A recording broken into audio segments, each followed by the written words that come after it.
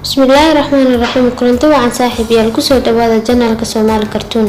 Waa anigoo ah walaashin Ilhaan Nuur.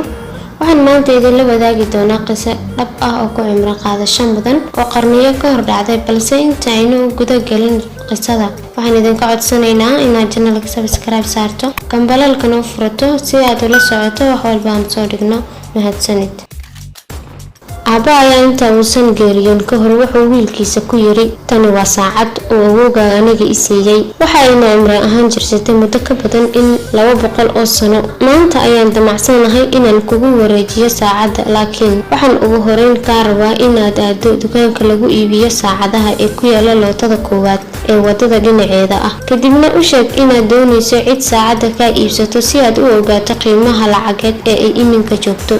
Wiilkii waxa uu beegsaday dukaanka, dibna ugu soo laabtay aabihii si uu ugu waramo. Waxa uu la kulmay isagoo u tibaaxaya in ninka saacadaha sameeyo uu diyaar la yahay bixinteeda $5 oo qura, maadaama ay saacadu tahay mid duq ah oo xilligeeda dhamaaday. Aabihii marka uu dhageystay jawaab celinta wiilkiisa, ma aysan noqon mid uu ku qanco. Waxa uu mar kale amray inuu aado dukaanka deriska ah ee gaxwada lagu iibiyo si uu u soo beeciyo saacadda haddii lagu heli karo qiimo lacageed oo ka fiican midii hore. Hase yeeshee wax isbedel ah ma dhicin, maadaama wiilkii lagu yiri waxaan ku siinaynaa ugu badnaan $5 sababtoo ah saacadan isticmaalkeedu waa laga soo gudbay.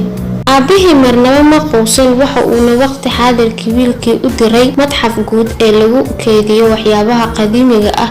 Nasiib wanaag, wiilkii waxa uu guriga dib ugu soo laabtay isaga oo loo yaboohay lacag $1 milyan ah haddii uu saacadda soo wareejinayay, taasi oo ah cadad lacageed oo ka badan intii la filayay.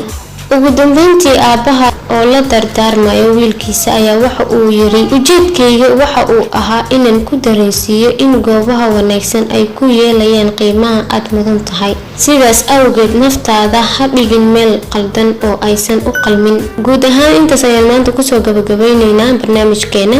Waad ku mahadsan tahay daawashada muuqaalka. Intaan ku kulmi doono muuqaalka xiga. Mac salaama.